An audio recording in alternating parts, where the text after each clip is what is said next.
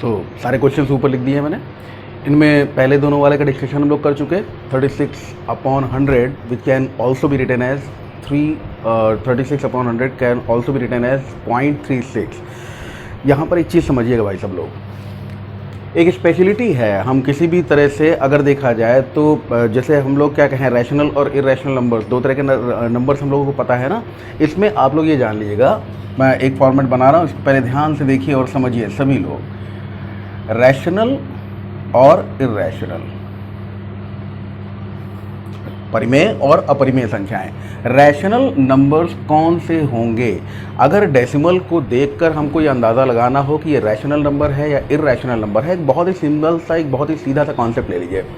Rational numbers पता करने के लिए आपको बेटा ये चीज़ देखनी है ना कि या तो जो डेसिमल होगा, भाई डेसिमल की दो प्रॉपर्टीज़ हम लोग देख चुके हैं ना, तीसरी पे आज हम लोग बातचीत करने जा रहे हैं। तो यहाँ पर क्या चीज़ है कि दो प्रॉपर्टीज जो देखी उसके हिसाब से समझिएगा। रैशनल का मतलब क्या हुआ? रैशनल का मतलब ये हुआ कि या तो जो डेसिमल आप देख रहे हो वो टर्मिनेटिंग होगा, यानी खत्म हो जाएगा, या फिर नॉन टर्मिनेटिंग रिकरिंग होगा। क्या होगा? या तो टर्मिनेटिंग होगा या नॉन टर्मिनेटिंग रिकरिंग होगा। मीन्स दोनों का मतलब समझते हो ना सब लोग। टर्मिनेटिंग का मतलब होगा थोड़ा समय बाद जाकर खत्म हो जाएगा। यह है 0.36, खत्म हो गया, है ना। अभी इसको देखिए क्या है, इसको हम डायरेक्टली लिख सकते हैं। जैसे अगर इसको अलग अलग करके लिख दो तरीके से बता देते हैं इसको। या तो एक तो तरीका भाई 8 जगह 32 और 1 33, हम पूरा इसको सॉल्व करें। इसको हमने कहा कि भाई 33/8, हाँ, और उसके बाद डिवाइड करना शुरू किया। ये भी तरीका हो सकता है। दूसरा सीधे समझो कि 4 होल नंबर 1/8 का मतलब क्या है? 4 तो पूरा है ही ना। उसके अलावा क्या है? 1/8। तो 8 को 1 से डिवाइड कर लो। जब आप पॉइंट लगाओगे तो क्या मिल जाएगा आपको? 0 मिल जाएगा। पॉइंट लगाते ही 0 मिल गया। 8 1 8 बच गया 2, आपने फिर से 0 लगाया। 8 2 16 बच गया 4, आपने फिर से 0 लगाया। 8 5 40। तो यहाँ पे आप देख सकते हो कितना मिल गया? 0.125, यानी 4.125 खत्म हो गया। ये भी जैसे ये 0.36, इसके आगे नहीं जाएगा, टर्मिनेटिंग। ये 4.125 खत्म हो गया, इसके आगे नहीं जाएगा। इसी तरह से इसको देख लो, 329/400। चलिए भाई 329, थकाऊ प्रोसेस है ये।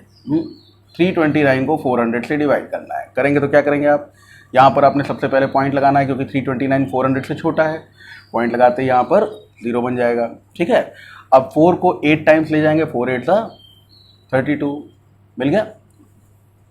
4 8 32, 2 0 और। अब क्या बच गया भाई? 90 बच गया।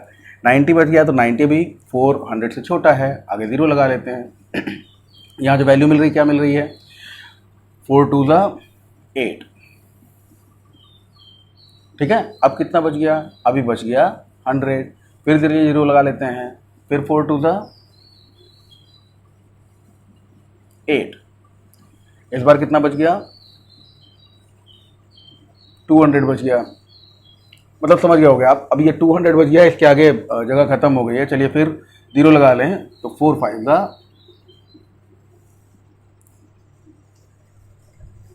इसको बेटा यहाँ पर थोड़ा सा समझने की कोशिश करना। 20 और ये पूरा खत्म हो गया ना, 0 मिल गया हमको। तो ये यहाँ पर भी आप देख सकते हो कि पूरा खत्म हो गया। मीनिंग ये है इसका, बातें ये जो एक साथ लिख के आपको समझाने की कोशिश कर रहा हूँ वो ये है कि अगर डिनोमिनेटर में, बटे में आप ये देखना कि 100, 8 और 400। मैं एक चीज़ और लिख के समझाता हूँ। 100 को अगर फैक्टराइज करोगे तो क्या मिलेगा? 2 × 2 × 5 × 5। सही कहा हमने। 100 को फैक्टराइजेशन करने पर क्या मिल रहा है? 2 × 2 × 5 × 5। तो ये जो चीज़ आप देख रहे हो ना, यहाँ पर हम 100 को देख पा रहे हैं कि ये 2 के ही मल्टीपल्स में है। 8 को डिनोमिनेटर में क्या है? 8 को अगर आप फैक्टराइज करो इसी तरह से तो 2 × 2 × 2। ठीक उसी तरह से अगर 400 को फैक्टराइज कर ले तो क्या मिलेगा? 400 को फैक्टराइज करने पे हमको मिलेगा 2 2 2 2 5 5, ठीक है। ये फैक्टराइजेशन है। मीन्स ऐसे नंबर्स में या तो 2 या फिर 5 या 2 और 5 दोनों के ही फैक्टर्स अगर आपको मिलते हैं प्राइम फैक्टराइजेशन करने पर, अगर आपको केवल 2 मिले, केवल 5 मिले या 2 और 5 दोनों मिल जाएं, जैसे केवल 2 मिला डिनोमिनेटर में अगर आपने 100 देखा है तो 100 को फैक्टराइज फॉर्म में हम क्या लिख सकते हैं, 2 इंटू 2 इंटू 5 इंटू 5, तो 2 और 5 बटे में दिख जाए, समझ जाना कि ये कहीं ना कहीं जाकर ख़त्म होगा। तो 2 और 5 के ही मल्टीपल्स ऐसे होते हैं। अब ये 13 वाले, इन पर जो है मामला लंबा है। इसको मैंने पिछले वीडियो में बताया था आपको कि इसकी वैल्यू आ रही है 0.0909 एंड सो ऑन, जिसको हमने 0.09 के ऊपर बार लगा के छोड़ दिया था। ठीक है, अभी 3/13 को देखते हैं क्या हो रहा है। यहाँ पर देखिए जरा, ये पूरी वैल्यू आपको समझ में आ गई है, इसको हटा देता हूँ। ओ, इर्रेशनल के बारे में बात रह गई भाई, है झटके में उसको ही बिगाड़ दिया, फॉलो थ्रू में मामला चला गया। इर्रेशनल नंबर का मतलब होगा कि हम इसको कैसे डिफाइन करें। अगर रैशनल को हम कहते हैं या तो टर्मिनेटिंग या नॉन टर्मिनेटिंग रिकरिंग, तो इर्रेशनल का मतलब होता है नॉन टर्मिनेटिंग, कि भाई साहब ना तो हम ख़त्म होंगे और नॉन रिकरिंग ना हम किसी एक ही ऑर्डर में रिपीट होंगे। अगली लाइन में आ जाते हैं भाई, जगह कम है हमारे पास। तो अगर कोई number non terminating non recurring है, रिकरिंग का मतलब क्या हुआ, एक ही वैल्यू बार बार आने लगी, तो हम समझ जाएंगे रिकरिंग हो गया। रिकरिंग हो गया तो मतलब वो रैशनल नंबर है। लेकिन ना टर्मिनेट हो रहा है, ना ख़त्म हो रहा है, ना जाएंगे ना जाने देंगे, है ना। तो यहाँ पर वही चीज़ है, नॉन टर्मिनेटिंग नॉन रिकरिंग ऐसे नंबर होते हैं इर्रेशनल नंबर्स, जो न टर्मिनेट होते हैं ना वही वैल्यू बार बार रिपीट हो के हमको मिलती है। इन पर अभी हम लोगों की बातचीत बाकी है। पहला क्वेश्चन था, इस पर हमने डिस्कशन दे दिया आपको। ठीक है, एक नंबर को इसका और उठा लो, इस पर बता दिया है, ये बता दिया, ये बता दिया, ये बता दिया, 2 बच गए, एक हमारे लिए एक आपके लिए। चलिए देखते हैं।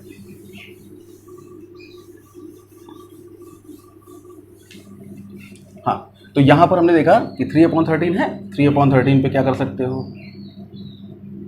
13 डिवाइडेड बाई 3, पॉइंट लगा के 0 बढ़ा दिया, और 13 2 ज़ा 26, बच गया कितना, 4। ठीक है, आगे 0 बढ़ा दिया, 13 3 ज़ा 39, 1 बच गया। ठीक है, आगे 0 बढ़ाने से भैया काम नहीं चल रहा है। आगे 0 बढ़ाने से काम क्यों नहीं चल रहा है कि हमको एक और 0 लेना पड़ेगा। एक और 0 ले लिया तो यहाँ पर भी 0 हो गया, और 13 7 ज़ा 91, बच गया 9। दर्द कितना लंबा हो सकता है आपको बताया मैंने पिछले वीडियो में, 13 है बटे में, डिनोमिनेटर में अगर 13 है तो 12 तक जाकर, उससे पहले भी हो सकता है लेकिन 12 तक जाकर रिपीटेड नंबर मिल सकता है। उसी बात को चेक करने के लिए देखते हैं कहाँ तक जा सकते हैं, कहाँ तक हमारी और आपकी धैर्य पेशेंस साथ दे रही है। तो यहाँ पे हमको मिल गया 9 मिल गया। अब आगे 0 आप बढ़ा सकते हो। ठीक है, फिर 78, क्यों भाई, अगर 7 ले जाते तो फिर 91, इससे बड़ा हो जाता है ना। तो यहाँ पर हमने क्या कह दिया, ये 78 हो गया। अभी 78 हो गया तो कितना बच गया भाई, हमारे पास में बच गया 12। अब फिर 0 लगा लो, ये हो गया 120।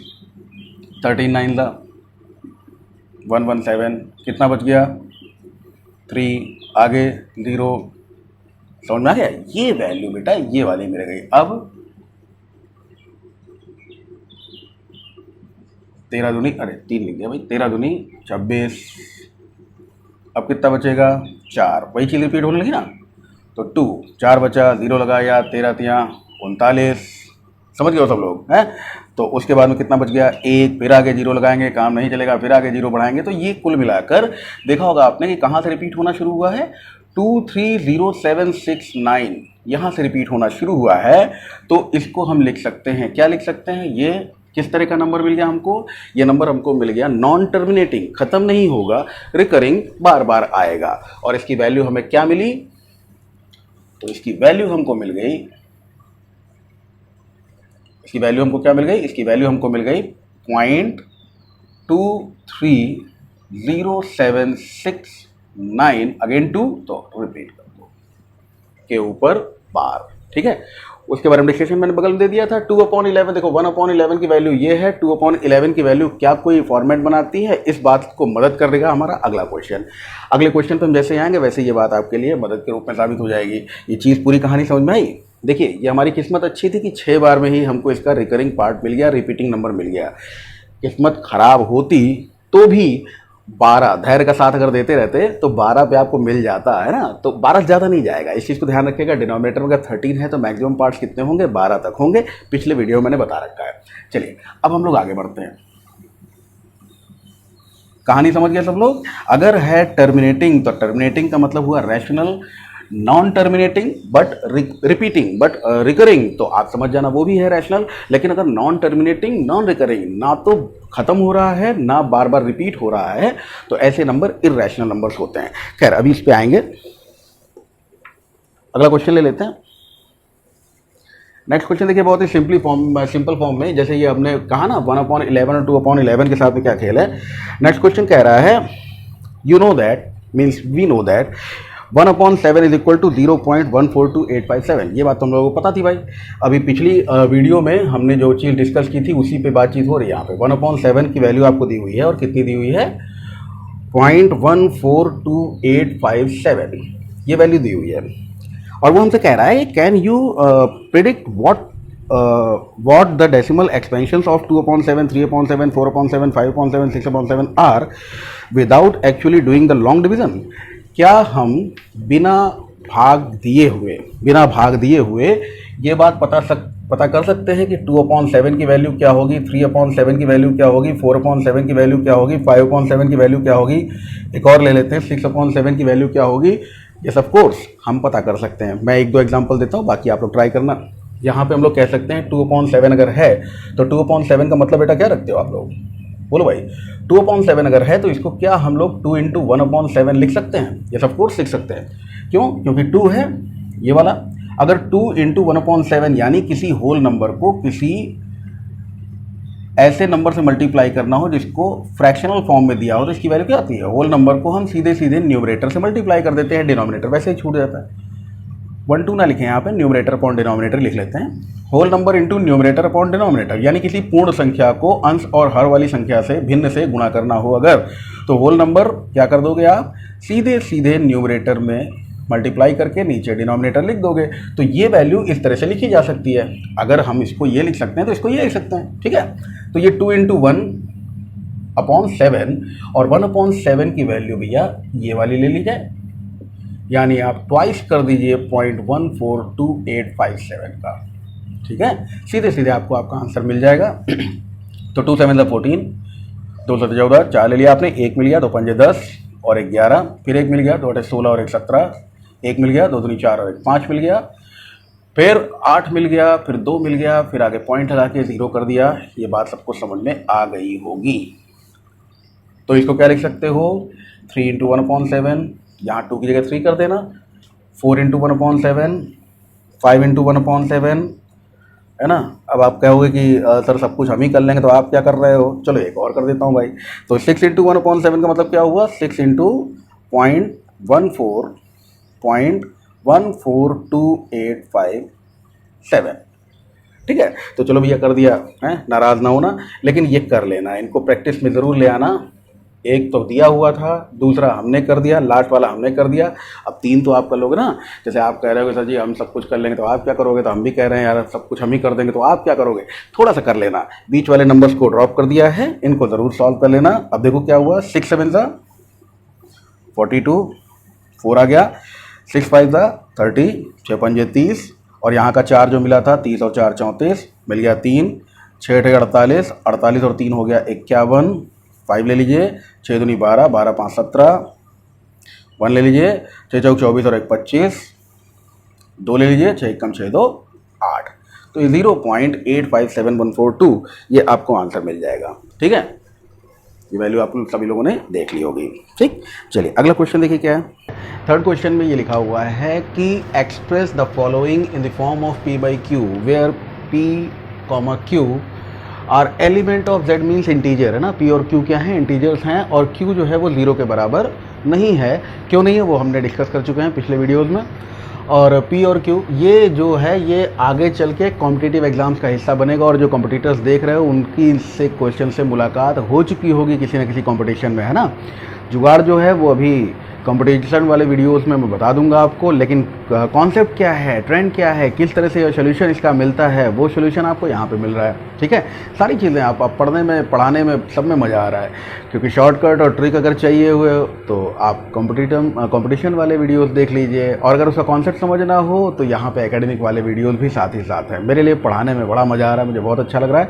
आप लोगों को पढ़ने में शायद उतना मज़ा नहीं आ रहा है ना, व्यूज़ दिन पर दिन कम होते जा रहे हैं, पता नहीं क्या बात है। खैर जो भी है, अब इसको देखते जाइए। यहाँ पर ये बार लगा हुआ है, इसके ऊपर बार लगा हुआ है। इनको अगर बार नहीं लगा होता तो ये सीधे सीधे 6/10 हो जाता। लगा हुआ है, इसका मतलब क्या है भैया? इसका मतलब ये है कि 0.6666 एंड सो ऑन मिला होगा, और इसी वजह से इसको हमने 6 के ऊपर बार रख दिया। इसको x के बराबर मान लो। x के बराबर मान के ये जो आपको पहली क्वेश्चन दिख रही है, x is equal to 0.666 and so on, इसको आप 10 से मल्टीप्लाई कर दो। 10 से मल्टीप्लाई करोगे क्या मिलेगा? 10x is equal to 6.6666। ठीक है, यहाँ दो तरीके लेंगे आप लोग। ये इनफाइनाइट तक जा रहा है ना, इसका कहीं तक जाएगा। तो आगे जब आप 10 से मल्टीप्लाई कर दोगे तो भी बाकी बचा हुआ 6 जो रिपीटिंग पार्ट है, रिकरिंग पार्ट है, वो कहाँ तक जाएगा? वो इनफाइनाइट तक जाएगा। अब इस पर देखिएगा कि यहाँ पर आप दो तरीके ले सकते हो। इसको और कैसे एक्सप्रेस कर सकते हैं हम लोग? 10x है तो हम कह सकते हैं कि साहब 10x जो है इसका मतलब है 6 प्लस 0.6666 एंड सो ऑन। और इसका मतलब क्या है कि ये जो 0.66 था इसी को हमने ऊपर x माना हुआ है। ये चीज देख लो, x 0.6, 0.6666, 0.6666, इसी चीज को किसके बराबर माना हुआ है? x के बराबर। तो आप कह सकते हो ना कि 10x is equal to 6 plus x, और इस x को उधर भेज दो तो 10x minus x is equal to 6 means 9x is equal to 6। Now x will be equal to 6/9। 6/9 भी आपका आंसर हो सकता है। रिड्यूस हो रहा है क्योंकि 3 से, तो 3 2 ज़ा 6, 3 3 ज़ा 9, तो बेसिक आंसर आपका जो होगा वो 2/3 होगा। क्योंकि बताया जाता है कि p/q में p और q जो हों उनका हाईएस्ट कॉमन फैक्टर 1 हो, ऐसा आपसे स्पेशलिटी दी जाती है इस चीज़ की। हाँ, तो चलिए ये आपको आंसर मिल गया और समझ में भी आ गया होगा। इसमें दूसरी प्रोसेस जो आप कर सकते हो वो ये कर सकते हो कि इस इक्वेशन को इस इक्वेशन में से घटा दीजिए, आप सब्ट्रैक्ट कर दिए। देखिए क्या मिलेगा, ध्यान दीजिएगा। 10x में से x गया 9, ठीक है। इस कंटिन्यूड पार्ट में से ये कंटिन्यूड पार्ट माइनस हो गया, 6 में से 0 गया, क्या बचा? 6। तो इतना जो तामझाम है ये खत्म हो जाता है। आप ऐसे भी डायरेक्टली सॉल्व कर सकते हो। एक क्वेश्चन में मैं इसको ही बता दूंगा, पहले इसको देखो। यहाँ पर इसको मैंने हटा दिया यहाँ पे। अब इस पर गौर करिएगा, अगर आप इसको x के बराबर माने तो क्या मानेंगे? 0.4777 एंड सो ऑन। ध्यान इस बात का रखिएगा, केवल 7 पे बार लगा हुआ, जैसा क्वेश्चन में आप देख सकते हो। ऐसा नहीं है कि 4 और 7, अगर 4 और 7 दोनों पे लगा होता तो क्या होता? 47 47 47 एंड सो ऑन। ठीक है, इसको ऐसे आपने लिख दिया। इसको ऐसे लिखने के बाद में अगली चीज़ क्या समझ में आ रही है? चीज़ ये समझ में आ रही है कि अगर हम इसको 10 से मल्टीप्लाई कर दें तो क्या हो जाएगा? 10x is equal to 4.7777 and so on. बेटा बेसिक यहाँ पे नीड जो हमारी थी वो ये थी कि हमको रिपीटिंग पार्ट जो है वो डेसिमल के बाद मिल जाए, जो लालच था हमारा वो मिल गया है। ठीक है, अब हमको सॉल्व करना में कोई दिक्कत नहीं होने वाली है। तो यहाँ पर ये वैल्यू जब आपको मिल गई तो देखो आप क्या कर सकते हो। इस वाली वैल्यू को मिलने के बाद में आप मुझे बताओ कि अगर इसको फिर से 10 से मल्टीप्लाई कर दो तो क्या इसको हम 100x is equal to 47.7777 and so on लिख सकते हैं। ये सेकंड वाले पार्ट का कैलकुलेशन है, 0.6 हमने बता दिया। अब यहाँ पे हम अगर इसको ये लिख सकते हैं तो दो बातें होंगी। जैसे मैंने सब्ट्रैक्ट करने वाला जो बताया था ना सिस्टम, उससे देखो जरा कि अगर हम 100x में से 10x सब्ट्रैक्ट कर दें तो 100x में से 10x सब्ट्रैक्ट करोगे, इस वाले में से इसको सब्ट्रैक्ट करना है। ठीक है, तो सब्ट्रैक्ट करोगे क्या मिलेगा? 90x is equal to 47 minus 4 कर दो तो क्या मिल जाएगा? 43 पॉइंट। और ये देखो ये कंटिन्यूड पार्ट है ना, और ये भी कंटिन्यूड पार्ट है, ये माइनस हो जाएगा। यही बात मैं पिछले वाले पार्ट पे आपको बता रहा था। तो यहाँ झटके में हमारा answer x is equal to 43.90 आराम से आ सकता है। लेकिन बुक में जैसा कैलकुलेशन दिया है उसके हिसाब से अगर देखा जाए तो जो मैंने पिछले बताया था वो, अब इसमें क्या कर सकते हैं हम इसको हम ये कर सकते हैं कि देखो क्या लिख सकते हैं आप 47 को हम लिख सकते हैं 43 प्लस 4.7777 एंड सो ऑन लिख सकते हो ना। और इसको ये लिख सकते हो तो ये वाली वैल्यू यहाँ से हमको क्या मिल रही है? देखो 100x इज इक्वल टू, हमने ये इसको ये लिख दिया 43 प्लस 4 कितना हो गया? 47, और 0.777 ये रिपीटेड है। ठीक है, अब इसको ये लिखने के बाद में जो वैल्यू हमको मिल रही है ये वाली, इस वाली को हम 10x भी तो लिख सकते हैं ना। 100x is equal to 43 plus 10x इकट्ठा कर लो।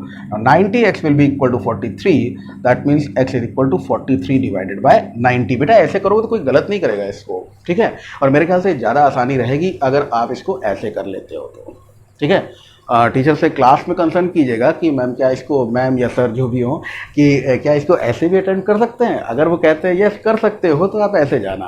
बेसिकली एनसीईआरटी में जो सोल्यूशन दिया हुआ है वो ये दिया हुआ है, पर यहाँ पे दिमाग लगाना पड़ेगा इसको कैसे ब्रेक करें। ब्रेक करने के लिए हमको वही वैल्यू जो ऊपर दी हुई है वही वाली चाहिए, उससे बढ़िया रहेगा सब्ट्रैक्ट कर लें। सब्ट्रैक्ट करने के लिए ध्यान रखोगे डेसिमल के बाद में पार्ट जो होगा वो सिमिलर होना चाहिए, ठीक है। एक क्वेश्चन उसी तरह से सॉल्व करके दिखा देता हूँ आप लोगों को। जैसे यहाँ पर अगर बात करें हम लोग, तो इसको क्या अगर x के बराबर लिखोगे तो क्या है ये है 0.001, फिर 001, फिर 001 एंड सो ऑन।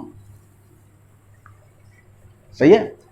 अब इसमें डेसिमल के बाद में अगर रिपीटिंग पार्ट चाहिए तो इसका मतलब क्या हुआ, यहाँ पे तो देखो केवल 10 से मल्टीप्लाई करने पे काम चल गया था, है ना। लेकिन यहाँ पर हमें वही पार्ट अगर चाहिए फिर से तो हमें 1000 से मल्टीप्लाई करना पड़ेगा। 1000x can be written as, देखिए ये डेसिमल कहाँ जाएगा, ये डेसिमल शिफ्ट हो जाएगा यहाँ से यहाँ पे 3 पार्ट्स बाद, यानी हम इसको लिख सकते हैं 00 लिखना ज़रूरी नहीं है, 1.001, 001,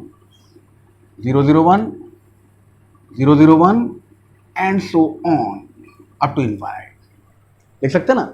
अब सब्ट्रैक्ट कर दो, सीधे बता रहा हूँ, इसको सब्ट्रैक्ट कर दो। 1000x में से x जाएगा, क्या मिलेगा 999x इज इक्वल टू 1 में से 0 जाएगा 1 ही मिलेगा, और ये पूरी वैल्यू वही है ना। तो जब सब्ट्रैक्ट करोगे तो इस पूरी वैल्यू अप टू इनफाइनाइट में से ये पूरी value up to infinite minus हो जाएगी, 1 ही बचेगा, यानी x will be equal to 1/999।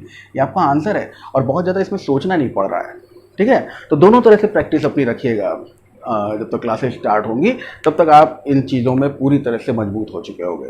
अगले वीडियो सेशन में हम बाकी के जो क्वेश्चन हैं उनको ले लेंगे और ये पूरी एक्सरसाइज खत्म कर लेंगे। बहुत मज़ा आएगा। आज के लिए इतना ही।